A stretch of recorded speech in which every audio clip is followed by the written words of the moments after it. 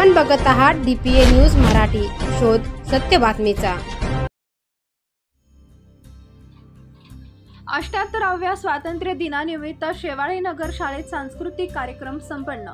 परंडा तालुक्यातील शेळगाव येथील जिल्हा परिषद प्राथमिक शाळा शेवाळे नगर इथं 15 ऑगस्ट स्वातंत्र्य दिन मोठ्या उत्साहात साजरा करण्यात आला। यामध्ये प्रेम, आत्मीयता, शहीदांच्या आठवणी, वीरांना वंदन तसेच सामाजिक बांधिलकीची जाण करून देणारा 15 ऑगस्ट साजरा करण्यात आला। मान्यवर अनिल गायकवाड यांच्या हस्ते प्रतिमेचं पूजन करून कार्यक्रमाची सुरुवात केली। तसेच त्यांच्या हस्ते ध्वजारोहण करून तिरंगाला मानवंदना देण्यात आली। यावेळी इयत्ता पहिली ते चौथीच्या विद्यार्थ्यांनी सुरेख सामाजिक संदेश देत भाषणाच्या माध्यमातून आपले विचार मांडले। इयत्ता पहिलीच्या चिमुकल्यांच्या भाषणांनी स्वातंत्र्य दिन कार्यक्रमाची रंगत वाढवली। यावेळी शहीद वीरांच्या आठवणींना उजाळा देण्यात आला।